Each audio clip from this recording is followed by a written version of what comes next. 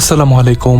আমি আহমেদ আপনাদের মাঝে আবারও হাজির হয়েছি নতুন ভয়ঙ্কর ভৌতিক ঘটনা নিয়ে। আপনারা যারা ভয়ঙ্কর ঘটনা শুনতে ভালোবাসেন, আশা করি আজকের এই ঘটনাটি আপনাদের জন্য হবে এক অন্যরকম লোমহর্ষক অভিজ্ঞতা। বেশি কথা বাড়াবো না, কথা না বাড়িয়ে আপনাদেরকে নিয়ে যাব ঘটনায়। তবে ঘটনায় নিয়ে যাওয়ার আগে কিছু কথা না বললেই নয়।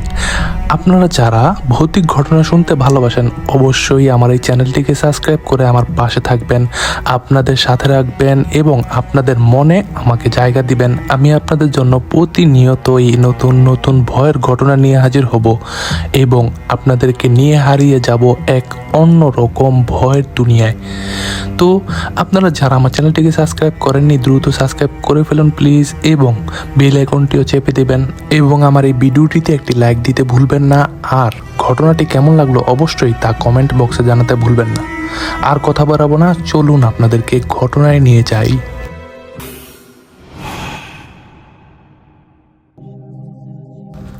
এখন যেই ঘটনা শেয়ার করব, এই ঘটনা আমাদেরকে পাঠিয়েছেন মোহাম্মদ ইমন হোসেন ভাই। সঙ্গত কারণে ওনার ঠিকানা শেয়ার করতে নিষেধ করেছেন। আর এই ঘটনাটি উনি শুনেছিলেন ওনার গ্রামের এক দাদার কাছ থেকে। ঘটনাটার সময়কাল 1980 কি 85 সালের মাঝামাঝি সময়। আর যেই দাদার সাথে ঘটে, এই দাদার নাম লতিফ মাঝি। উনি পেশায় মাঝি ছিলেন, সারাদিন নৌকা চালাতেন আর রাতের একটা নির্দিষ্ট সময় উনি মাছ শিকার করতেন। এটা সব সময় না, মাঝে মাঝে উনি নৌকা চালাতেন। দেখা গেছে সবসময় তো আর সেই রকম যাত্রী পেতেন না। সকালে আর বিকালে একটু মোটামুটি যাত্রী পেলেও সারাদিন তো আর ওরকম যাত্রী পেতেন না। তো এই কারণে উনি রাতের বেলা মাছ শিকার করতেন। দেখা গেছে যা মাছ পেতেন কিছুটা ফ্যামিলির জন্য রাখতেন আর বাকিটা বিক্রি করে দিতেন। তো এভাবেই উনি চলছিলেন। আবার ওনার এই মাছ শিকার করার জন্য আরেকটা কারণ হলো, গ্রামের যেই রেগুলার এই যাত্রীগুলা, ওনারা সবসময় টাকা দিতেন না। ওনারা বছর চুক্তি হিসাবে ওনার সাথে যাতায়াত করতেন। আর বছরের নির্দিষ্ট একটা সময় যখন ফসল ঘরে উঠতো, তখন ওনাকে ফসলের একটা অংশ ওনাকে দিতেন। কেউ পাট দিতেন, কেউ ধান দিতেন, এইভাবেই চলছিল। তো এই ঘটনাটা যখন ঘটে, সময়টা তখন বর্ষাকাল। এই দাদা উনি যেখানে নৌকা চালাতেন, ওইটা একটা ছোট্ট একটা নদী। নদীর এই পার থেকে ওই পার চলাচল করতো মানুষজন। তো ওই পারটা হলো চর। ওই চরের মানুষজন এখানে আসতো। আর ওই চরের ওইদিকে বিস্তীর্ণ বিশাল আকারের বিল। আর এই বিলটা বর্ষার মৌসুমে নদীর সাথে একত্রিত হয়ে বিশাল আকারের এক নদীতে রূপান্তরিত হয়। আর শুকনোর মৌসুমে ওই বিলের মাঝেই ফসলিতে ভরে ওঠে মাঠঘাট। তো যাই হোক, ওই সময়টাও বর্ষাকাল। এই বর্ষার এক সময় দাদা এক রাতে দেখলেন কি আজকে যাত্রীর চাপ অনেক কম। এই জন্য দাদা চিন্তা করলেন, আজকে যেহেতু পূর্ণিমার রাত আর যাত্রীও কম, তাহলে আজকে মাছ শিকার করতে যাই। তো যেই চিন্তা সেই কাজ। দাদা কি করলেন, উনি ওই বিলের মাঝে নৌকা নিয়ে চলে গেলেন মাছ শিকার করার জন্য। হাতে একটা কোষ আর নৌকার মাথায় হারিকেন বেঁধে রাখা ছিল। আর আকাশে তো পূর্ণিমার চাঁদ আছেই, হালকা বাতাসে বিলের পানিগুলা দোল খাচ্ছে। আর তার মাঝেই দাদা নৌকা নিয়ে মাছ শিকার করছেন। ছোট বড় সকল মাছ উনি ধরছেন। বেশ অনেকটা সময় মাছ শিকার করার পরে দেখলেন যে উনি ভালো মাছ পেয়েছেন। তো রাতটাও গভীর হয়েছে। যেহেতু উনি 8টা-9টা পর্যন্ত ওই পাড়াপাড়ার ঘাটে অপেক্ষা করছিলেন যাত্রীর জন্য, তো এরপরে তো মাছ শিকার করতে আসছেন। কিন্তু এখন তো মাছ ধরতে ধরতে অনেকটা রাত হয়ে গেছে, বাড়িতেও যেতে হবে। আর এখন বাড়িতে না গেলে অনেকই দেরি হয়ে যাবে। এই কারণে দাদা রওনা করলেন বাড়ির দিকে। যখন উনি বাড়ির দিকে রওনা করবেন, তো উনি চিন্তা করলেন যে নৌকাটাকে ঘাটে ভিড়িয়ে উনি ওই দিক দিয়ে বাড়িতে যাবেন। তাহলে সকালে এইখান থেকে উনি যাত্রী নিয়ে ওই পারে চলে যাবেন। তো যেই চিন্তা সেই কাজ। দাদা ওই পাড়ের দিকে যেখানে ঘাট, ওইখানে চলে যেতে শুরু করলেন। এটা হলো চরের এই দিক। তো দাদা যখন ওই ঘাটের ওদিকে যান, ওইদিকে একটা সরু রাস্তা আছে, কাঁচামাটির রাস্তা। ওই রাস্তার পাশেই দাদা নৌকাটাকে ভিড়িয়ে রাখবেন। যখন কাছাকাছি যান, তখন দাদা লক্ষ্য করেন যে কিনারার ওদিক থেকে কেউ ওনাকে ঢিল ছুঁড়ে মারছে। আর একটা ঢিল বিশাল বড় বড়।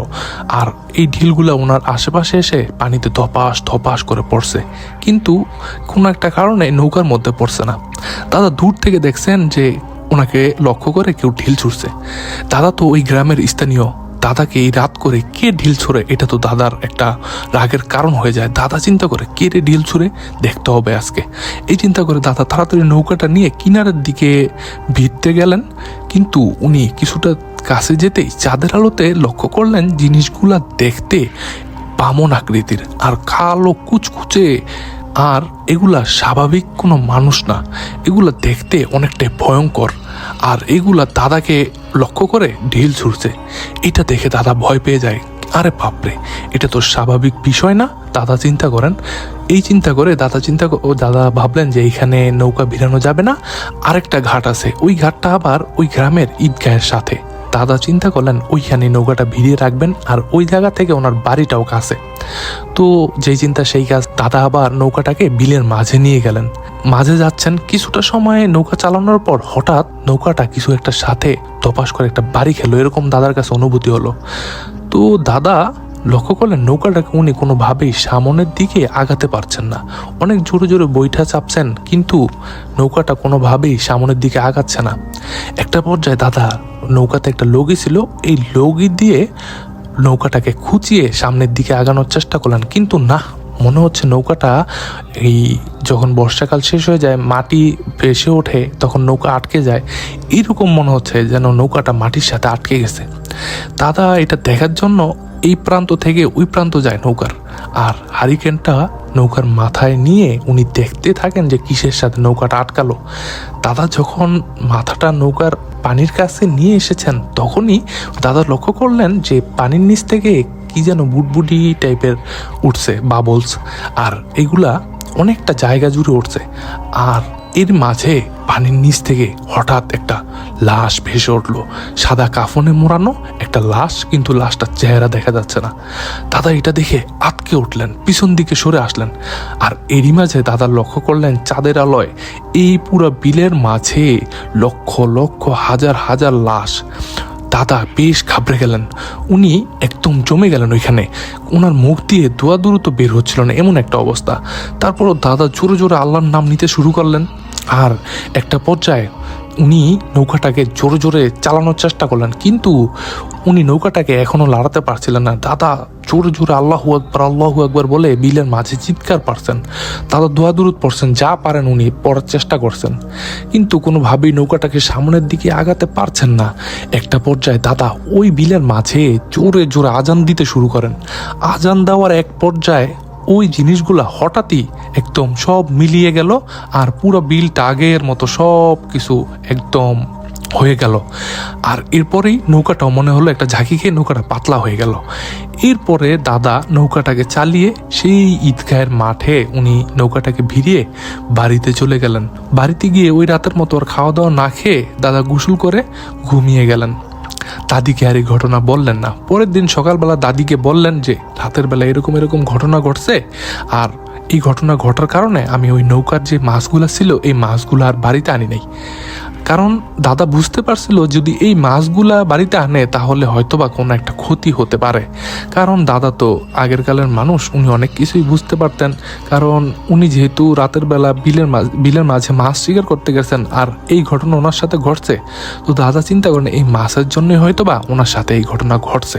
তো দাদা এই চিন্তা করে নৌকার থেকে ওই মাছগুলো ফেলে দিয়ে আসেন। তো দাদা কিন্তু এই ঘটনার পর কোনো অসুস্থ হয় না, ভয় পেলে জ্বর আসে, তারপরে ওঝা কবিরাজের কাছে যায়, কিন্তু দাদা কোনো ওঝা কবিরাজের কাছেও যায় নাই, হুজুরের কাছেও যায় নাই, দাদার কোনো শরীর খারাপ হয় নাই। জাস্ট উনি ওই রাতেই ভয় পেয়েছিলেন, আর এই ঘটনাটা ওই রাতেই শেষ হয়ে যায়। এরপরে আর এই ঘটনাটা দাদার সাথে কখনো ঘটে না। তো এটাই ছিল ঘটনাটা আপনাদের কেমন লাগলো অবশ্যই জানাবেন। ঘটনাটা হয়তোবা ছোট, কিন্তু ঘটনাটা আমার কাছে চমৎকার লেগেছে।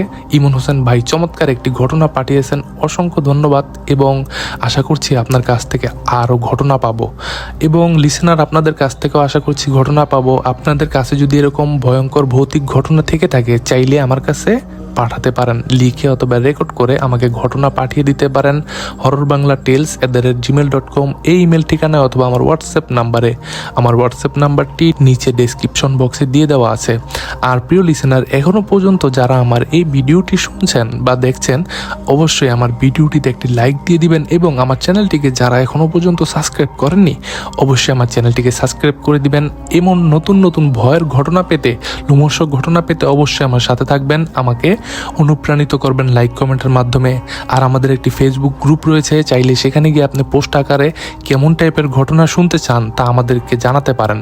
তো প্রিয় লিসেনার, সকলের কাছে অনুরোধ রইল আমার চ্যানেলটিকে সাবস্ক্রাইব করে দ্রুত বেল আইকনটি চেপে দিবেন এবং আমার ফেসবুক গ্রুপে জয়েন হয়ে যাবেন। তো আজকের মতো এই পর্যন্তই ছিল, বিদায় নিচ্ছি সকলের কাছ থেকে। আবারও হাজির হব নতুন ভয়ঙ্কর ঘটনা নিয়ে। ততক্ষণ পর্যন্ত সকলেই ভালো থাকুন, নিরাপদে থাকুন, আর হ্যাঁ, অবশ্যই হরর বাংলা টেলসের সাথেই থাকুন। আল্লাহ হাফেজ।